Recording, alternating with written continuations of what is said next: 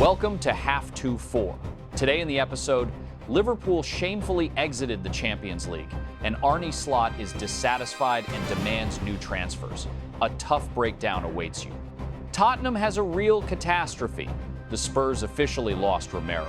Dembele prepares a PSG surprise in the Mbappe style, while Bayern goes on a hunt for Gordon. Who will lead Manchester United, and why is Iraola leaving Bournemouth right now? We talk about all this and much more right now. Liverpool spent £450 million last summer.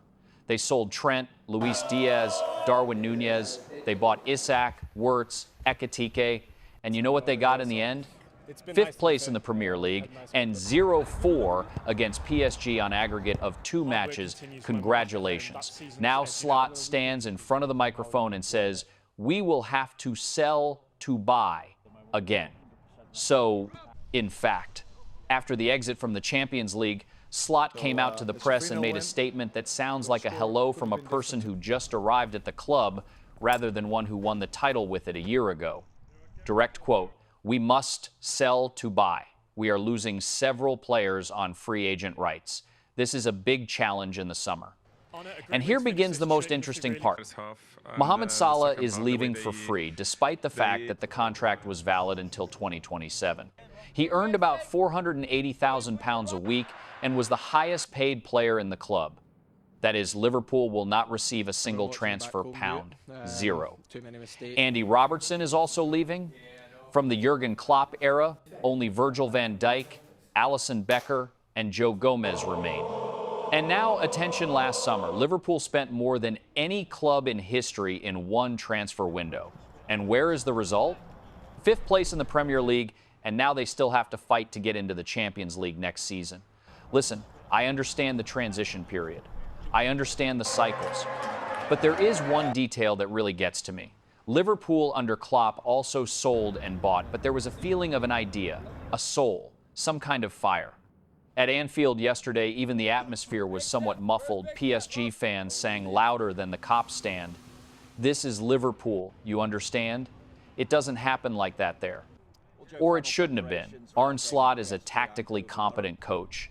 But this team is like a well-assembled watch that they forgot to put a battery in. Technically, everything is correct, emotionally empty. Klopp built not just a scheme, he built a religion.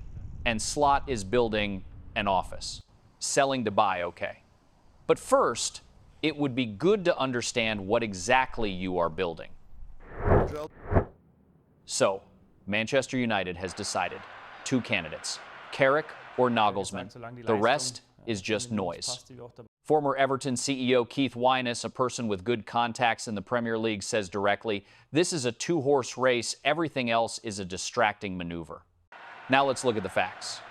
Carrick received the appointment on January 13th, a contract until the end of the season. Temporary. But the results are not temporary at all.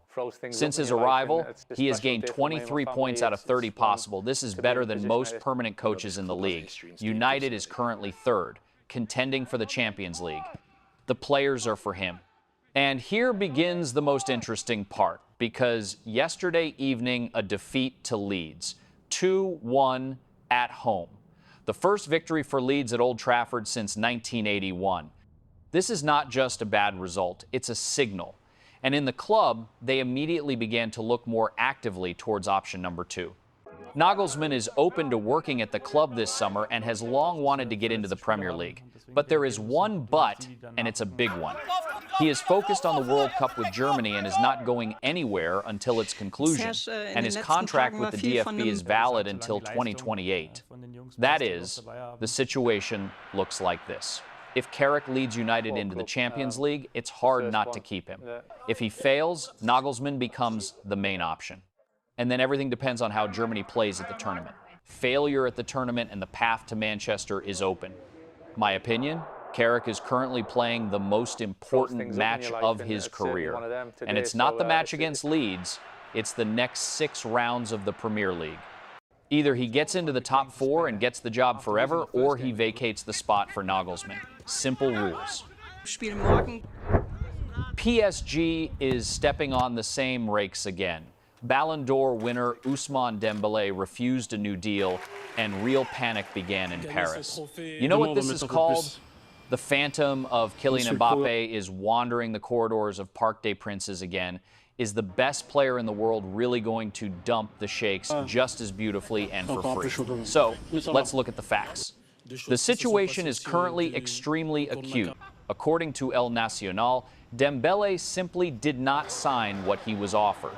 Negotiations are officially on pause, and this is despite the fact that the current contract is valid until 2028. It would seem there's plenty of time. But the PSG management is already scared to death. They remember how Kylian stalled for time and then just waved goodbye and went to Real as a free agent. And you know what is most interesting? Dembele is currently at his peak.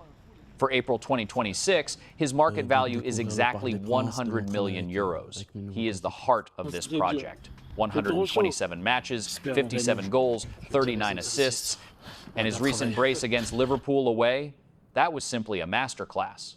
But instead of showering the main star with money, PSG suddenly switched to Bradley Barcola.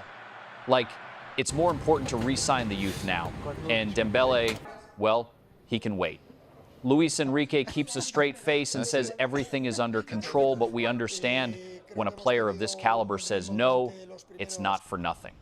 A queue of giants is already lined up behind him, ready to pay any sign-on bonuses. And you know what's most interesting? PSG is formally in a strong position contract until 2028, the player in his prime. But football is not just papers. If Dembele really doesn't want new terms, the club risks losing another golden player for free. My opinion is simple. If the Parisians don't solve this issue quickly, we will get a second series of the Mbappe show, and then not Real, but say Liverpool or Manchester City could take advantage of the moment. This is where the most interesting part begins. Can PSG keep their Ballon d'Or winner, or will they again become a donor for other giants? The season for Tottenham Hotspur is turning into a horror movie. If the defeat to Sunderland wasn't enough, here is the finishing shot. Captain and leader of the defense, Christian "Cutie" Romero, is out until the end of the championship. 6 to 8 weeks out of the game. Imagine the team is in the relegation zone, and the leader of the pack will now watch this catastrophe from the stands. So, what do we have in fact? Everything happened in that same fatal match against Sunderland. The episode was simply surreal. Forward Brian Brobby pushed Romero, and he flew at full speed into his own goalkeeper, Antonin Kinski. Romero left the field in tears in the 70th minute, and even then it was clear things looked bad. The medical examination confirmed damage to the medial collateral ligament of the knee. Surgery is not needed, and for the Argentina national team, this is good news. He should be in shape for the 2026 World Cup. But for Roberto De Zerbi, this is a real sentence. Just think about it. Tottenham is currently in 18th place. 6 finals for survival ahead, and you lose the person who earns £195,000 a week, not just for his pretty eyes, but for the fact that he holds this defense together. He has a contract until 2029, and he is the heart of the team. Now, De Zerbi will have to put Kevin Danso and Mickey van de Ven in the center and hope for a miracle without a captain, without stability, with only the desire not to get relegated. You know, I believe in karma, but what is happening with the Spurs is already too much. Romero was often criticized for his aggression and red cards, but now that he is gone, everyone suddenly realized without him, it's just a walkthrough there. This is a huge loss, not only in terms of tactics, but also in terms of balls on the football field. Without Romero, this defense looks like a nursery school. Honestly, if De Zerbi saves this club without his captain, I will personally recognize him as the best coach in the world. Because right now, everything looks as if the championship is already rolling out the red carpet for London. Andoni Iraola is officially leaving Bournemouth at the end of the season. Yes, you are not mistaken. The person who built the brightest mid-table team in the Premier League decided that it's time for a new chapter. And you know who the main candidate to replace him is? Frank Lampard. It seems a return of a legend awaits us, But are the Bournemouth fans ready for this?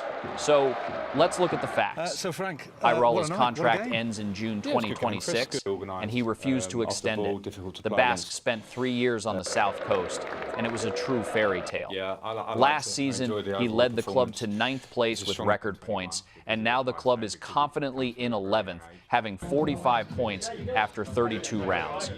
Just the other day, they beat the league leader Arsenal. Iraola earned about £1.5 million a year. This is one of the lowest indicators among Premier League coaches, but his status now is top level. He is already being linked with Manchester United and his native athletic club. And now about the most interesting part, the successor. On the short list of owner Bill Foley, Frank Lampard is number 1. Frank is currently working wonders in the championship with Coventry City. They are first and have already virtually guaranteed their promotion to the Premier League. Lampard is even nominated for the title of the best coach of the season in the 2nd division. Besides him, they talk about Marco Rose and Kieran McKenna, but the media weight of Frank is what the Bournemouth management loves so much. Listen, Iraola is a tactical maniac who forced this modest club to play intense, aggressive football. To lose him now is a huge risk of rolling back. Regarding Lampard, you know, in Coventry, he really rebooted, he became wiser, his team dominates, but the Premier League is a different planet. Will he be able to pick up this complex mechanism of Andoni and not break it? A big question. I would be a little nervous in the place of the Bournemouth fans right now. The return of Frank to the elite is beautiful for headlines, but is it what the club needs for stability? Bayern is preparing a transfer that could turn the Bundesliga over. 60 to 70 million euros are already on the table, and a new name has appeared in the list of priorities for the Munich side, Gordon. Yes, the same guy who is tearing up the Premier League for Newcastle. You know what that means? In Munich, they finally realized that their wings need not just speed, but real character. So, let's break it down by the facts. Florian Plettenberg just exploded with an insider. Gordon is the main goal for Bayern for the left wing. The club management, represented by Max Eberl and Christoph Freund, has already given the green light. The estimated transfer amount is from 60 to 70 million euros. And you know what? If the player says yes, the Munich side is ready to pay immediately. Newcastle United bought him from Everton for £45 million. And now his market value has jumped to 80 million euros. He has a current contract until 2030 with a salary of about £150,000 a week. He is the heart of Eddie Howe's team, but we understand how Bayern works. When the Munich side comes with an offer, it's hard to refuse. Bayern is looking for a player who can really compete with Luis Diaz rather than just sit on the bench. Gordon fits the profile perfectly. Speed, dribbling, work without the ball, versatility, can play on both wings and through the center. My opinion, this would be an ideal transfer for Bayern. Gordon is not just about runs down the wing. It's about struggle, pressing, and balls on the football field. But there is one but. 70 million? Seriously? In today's realities, for a player of this level, it's almost for free. If Newcastle really lets him go for such an amount, I will be very surprised. It seems to me that Bayern will have to shake a little more out of their pockets to take the leader of the Magpies. And what do you think, friends? Gordon in the Bundesliga, is he a future top, or will he just get lost among the Munich stars? Write in the comments.